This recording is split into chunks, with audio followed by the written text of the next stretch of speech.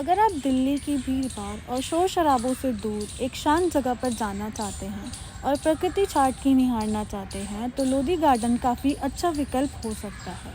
यह दिल्ली के लोगों का पसंदीदा पिकनिक स्थल है। 90 एकड़ के क्षेत्र में फैला यह गार्डन भारतीय पुरातत्व विभाग द्वारा संचालित है, जिसमें लोधी और मोहम्मद शाह के 2 महत्वपूर्ण मकबरे शामिल हैं। मकबरों के अलावा बगीचे में बड़ा गुंबद और शीश गुंबद भी स्थित है। सुबह यहाँ जॉगिंग करने वालों की भीड़ नज़र आती है। बड़ी संख्या में लोग यहाँ व्यायाम और योग करने भी आते हैं। ऐसे प्रेमी जोड़े जो भीड़-भाड़ से दूर अकेलेपन की तलाश में होते हैं, बड़ी संख्या में दिनों के समय यहाँ आते हैं। यहाँ बेंच पर बैठकर मूंगफली खाते हुए प्यार भरी बातें करना आखिर किसे नहीं सुहाता। बहुत खूबसूरत और शांतिपूर्ण स्थान है। घास फूलों और छोटी झीलों की वजह से यह एक पिकनिक हॉटस्पॉट है और दिल्ली के लोगों के लिए सुबह की सैर के लिए एक बढ़िया स्थान है। इसी पार्क में हर सुबह योग कक्षाएं आयोजित की जाती है।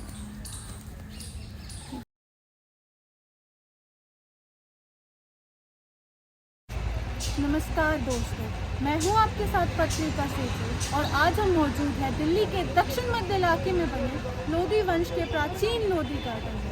यहाँ दिल्ली वासी सुकून की सांस लेते हैं। गार्डन के बीच लोधी वंश के मकबरे हैं। यह गार्डन मूल रूप से गांव के जिसके आसपास 15 से 16 शताब्दी के संसदीय व लोधी वंश के स्मारक थे।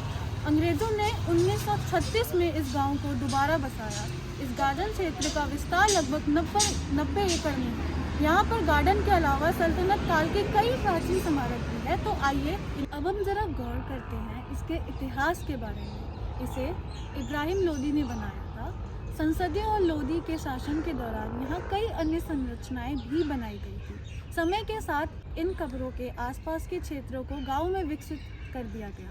सन 1936 में जब ब्रिटिश सत्ता में थी, तब मार्क्स ऑफिस विलगिडिंग की पत्नी लेडी विलगिडिंग ने गांव को हटाकर बगीचे का पुनर्निर्माण करवाया।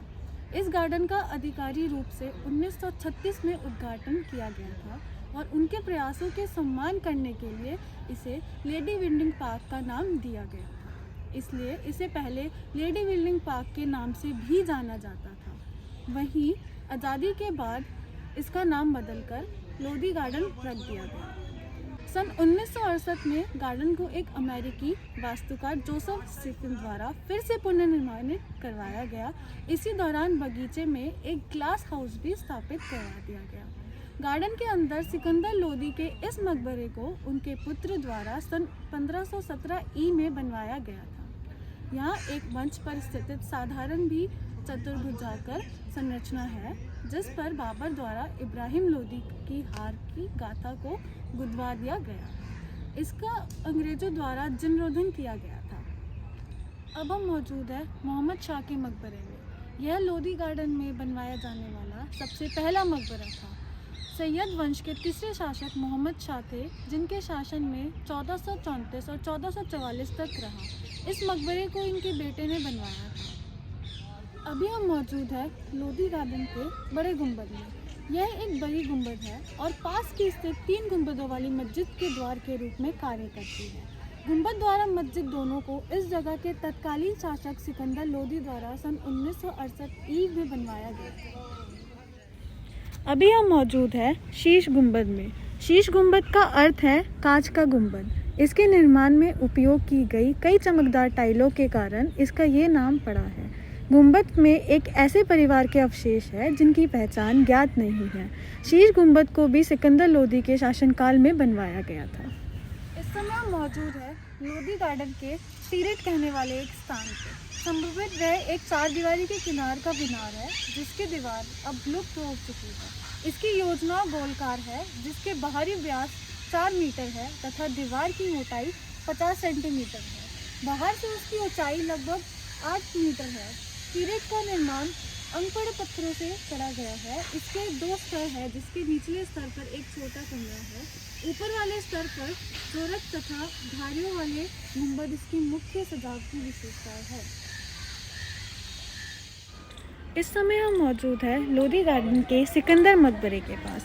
यह मकबरा लोधी वंश के दूसरे शासक सिकंदर लोदी का मकबरा है, जो कि उनके बेटे इब्राहिम लोदी द्वारा 1517 और 1518 ई में बनवाया गया था।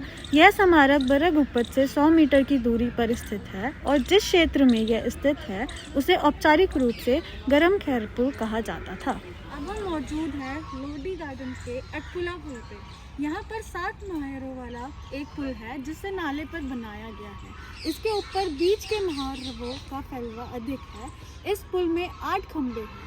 इसे मुगल काल के दौरान बनाया गया था। इस पुल का निर्माण बादशाह अकबर के शासनकाल के दौरान नवाब बहादुर नामक व्यक्ति ने करवाया। अब हम बात करते हैं लोधी गार्डन के कुछ रोचक तथ्यों के बारे में। यहाँ मौजूद मोहम्मद शाह का मकबरा इस्लामी और हिंदू स्थापित शैली का एक अनूठा उदाहरण है। यहाँ 8 छोटे गुंबद संरचनाओं या चेस्ती के साथ बनाए गए हैं और प्रत्येक कोनों में एक कमाल की पंखुड़ी अलंकृत अनानास के साथ सुशोभित है। इंडो इस्लामिक शैली में निर्मित इसके केंद्र गुंबद एक अष्टकोण डिज़ाइन है। मकबरा एक गुंबददार प्रवेश द्वार के साथ एक सुलंग इमारत के रूप में खड़ा है और इसके दीवारों पर मुगल स्थापित डिज़ाइन है। इसे भारत में पहला सुलंग उद्यान का मकबरा माना जाता है। नई दिल्ली नगर पालिका परिषद में बगीचों में पेड़ों की 100 प्रजातियों के QR कोड सुलंग किए हैं जिससे किसी भी पौधों को काटने से रोका जा सकता है। गार्डन के अंदर सबसे पहले बने कब्रिस्तान को अलुगीन अलाम शाह के मोहम्मद शाह को श्रद्धांजलि के रूप में बनाया गया है। लोधी गार्डन में 2005 के बाद से भारतीय पुरातत्व सर्वेक्षण पार्क क्षेत्र के भीतर क्षेत्रों छात्रों और आम जनताओं के लिए हेरिटेज वर्क्स आयोजित करते हैं। लोधी गार्डन बगीचे की सबसे पुरानी संरचना के साथ यह वास्तुकाल में हिंदू और इस्लामी शैलियों के संयोजन का एक अच्छा उदाहरण है।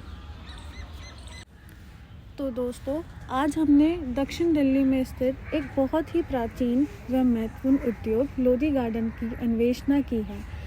यह वास्तविक में बहुत ही सुंदर और दर्शनीय उद्योग गार्डन है। इसमें कई तरह के मकबरे, मोहम्मद शाह मकबरा, शीश गुंबद मकबरा, सिकंदर लोधी मकबरा, बड़ा गुंबद, टेरंट और अटपुला जैसे बहुत ही देखने लायक स्थान है। दिल्ली में ऐसे बहुत सी जगहें हैं जो लोगों की पहुंच से बाहर है। तो ऐसी वीडियोस देखने के लिए जुड़े रहिए हमारे चैनल के साथ। अगर आपको वीडियोस पसंद आई तो लाइक करिए, कमेंट करिए, शेयर करिए।